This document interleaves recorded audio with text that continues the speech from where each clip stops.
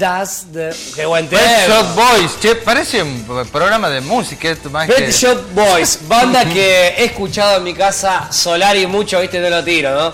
Pero a mí me gustan los Pet Shop Boys. Sí, ¿A vos muy también? bueno, sí, a mí me encanta. ¿Este tema cómo se llama? Porque creo que un día lo estuve buscando por internet 1 hora y media y no, nunca lo encontré. ¿Y por qué no me llamas a mí? Porque no quería llamarte para decir, che, vi cuál es el tema ese que es... Amen, amen. Domino Dancing. Ese. Ese es. Bueno, No importa. Después un poquito de INXS, my friend. También. dice que viene una aplicación ahora, ¿no? Que pone la musiquita y te sale el nombre. El Spotify. No, o Shazam.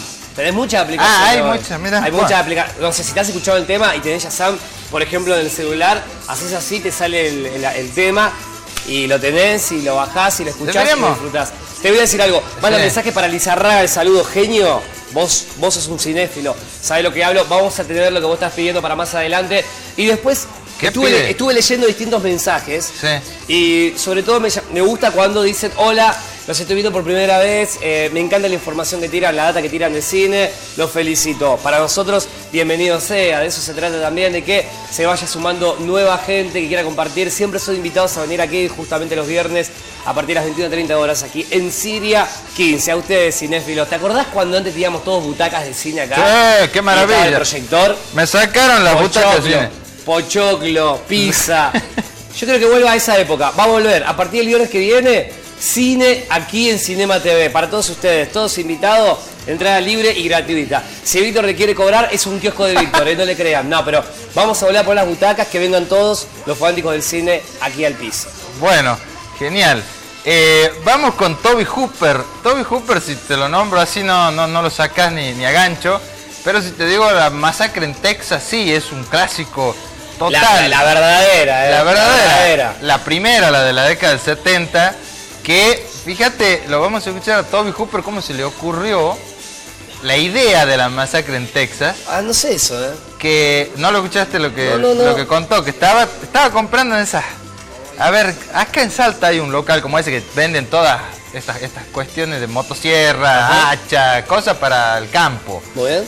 Y había una cantidad brutal de gente y el tipo estaba hinchado las pelotas, se quería ir. Estaba harto. Y vio una motosierra colgada ahí, la sacó a la motosierra y la encendió.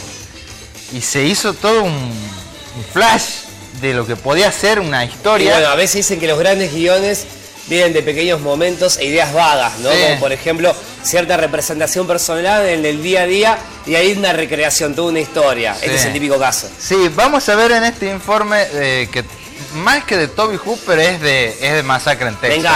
Me encanta Masacre en Texas. Fíjate lo que cuenta Toby Hooper, cómo se le ocurrió la idea, y después viene mucha imagen de los 70, cuando se hizo la película, mucho imagen así con mucho gore. Mucho gore. Pero gore. Una bizarriada.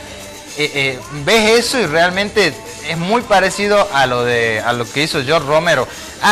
No entró este maestro porque vamos a hacer un especial alguna vez de George Romero, del que hizo La Noche de los Muertos Vivos. ¿Tenés mensajes? Siguen llegando muchos mensajes. Desde ya, hola, muy bueno el programa. Quiero que manden saludos para mis hijos Najiara y Nahir, que los amo. Nahir y Nayara, mirá qué lindos nombres. Árabes. Árabes, obviamente. Nahir es árabe. Y después, hola, no me pierdo un programa suyo. Fiel bueno. Seguidora, genios totales. I know. He's the genius. He's the fucking genius. Gracias, muchas gracias.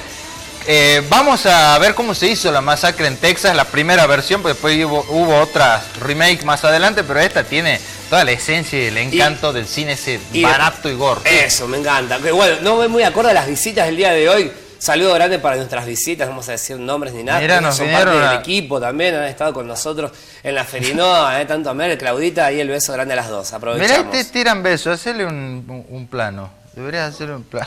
Sí. No, dice. Clau, mira que se bueno, en el corte.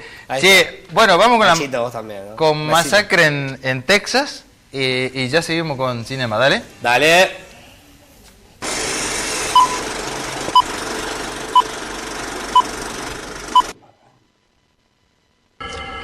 I was Christmas shopping, and I was in the hardware department of something like a Sears store, and God, I hate crowds. I hate them closing in on you, and so So they were closing in, and I was kind of like freaking, you know, just wanted to get out of there, get out of the crowd. And so I found myself in front of a chainsaw display in the hardware department, and that's where the idea came from. Well, if I pick this damn thing up and start it, you know, they'll part like the Red Sea, and I can get out of here. Well, I didn't do that, of course, but when I got home, by the time I got home, and I think the entire structure seemed to come like in one package, maybe like a nanosecond.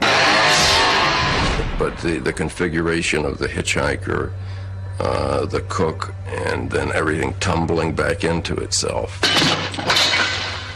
was like an instant, immediate notion that came out of that experience of wanting to get out of that crowd. Leatherface came from the family doctor, who told me when I was 10 or 11 years old that he, when he was in pre-med school, he skinned a cadaver's face and dried it out and wore it for a masked Halloween party. So, okay, that's cool. We got the skeleton from India through a pharmaceutical company, and the real skeletons are less expensive than the plastic one. But, you know, I'm just wondering, like, where do they get these skeletons? You know, where do they have skeleton farms? How do they get perfect and they're cheaper than plastic ones, you know?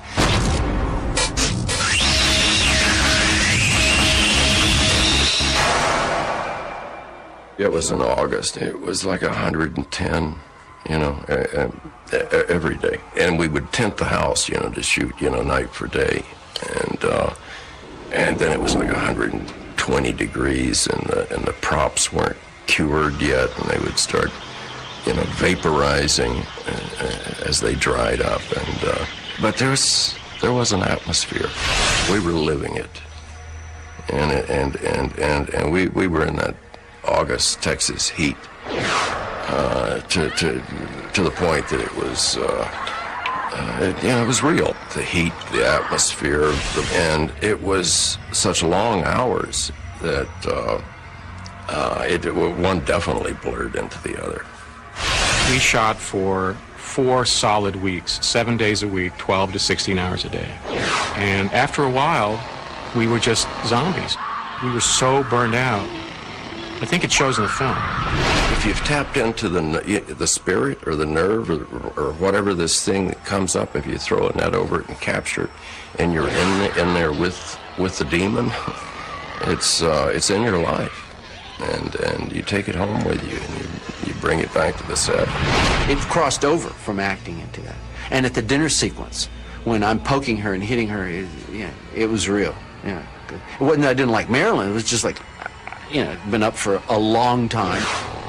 And you get a little crazy because you're being asked over and over and over to do crazy things.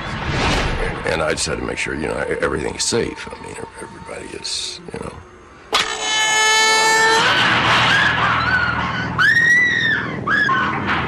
Geez, everyone on this film. Daniel Pearl operating the camera almost got an eye knocked out with a dolly shot traveling so fast in the woods that the camera hit a tree and jammed. Everybody got injured. That just kept reminding you, we're talking about flesh and blood and life. I could barely see out of the mask. I could see only directly in front of me. I had no peripheral vision at all. So that made the chase sequences very difficult. Gunner's mask had ridden up on him, and he was with a chainsaw. And he, you know, and of course now we're doing a long shot, so the cast and the crew are all like, you know, 50 yards away. And the perspective, you could see it plain as day, where he's getting closer and closer and closer, and he doesn't realize it. He's about to cut her in half in real time. And everybody's going, ah, ah, ah. And Gunner's meanwhile thinking, I'm really doing a good job, boy. They're yelling for me and egging me on. He's just about to kill this woman, you know. And Toby's going, well, let him get a little bit closer. My favorite scene to shoot was actually the dance at the end. I just started swinging the saw and kind of stamping around. And then I noticed, they cleared everybody away, and I could barely see out of the mask. And I noticed that there was the cameraman standing there with the camera on me, and Toby was standing behind him. And then they would move around me as I moved. And at one point I had sort of swung the saw, and I realized that Toby had ducked. So the reason it was such a pleasure to do that scene is I started swinging the saw at Toby. I was imagining that I was going to kill Toby with the saw. So it was with great pleasure. That's when I started really dancing around and spinning and swinging that saw, was that I wanted to scare them with what I was doing. I wasn't angry at Toby. I thought he was great. I think it was just the frustration and the sort of just the desire to do something back, you know, after suffering for 4 weeks of shooting. But Chainsaw has this reputation for being so visceral and bloody and gory, and you know, it isn't. And I mean, the blood's there; it's dried on the walls, and the girl on the meat hook, when when I pan down her body to show the wash tub underneath it, is obviously to catch, you know, a lot of fluid. There's nothing dripping from her. It's just you put it together in your mind because it makes sense. Chainsaw 1 was a play about morality in a strange way, and family values. And it was all bubbling up out of the Times and out of Watergate. And once again, I underline, we found out as a naive students such that hey, they don't always tell you the truth.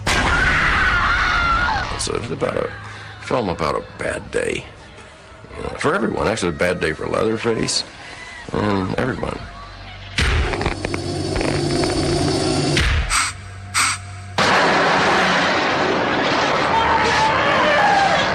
The spot that we shot Chainsaw 1 on is now Dell Computers. And the house, they moved it to another little town and turned it into a restaurant. But just the house, but without any reference to what it is. I would have taken it, I would have turned it into a barbecue restaurant straight away, and it would have been fun.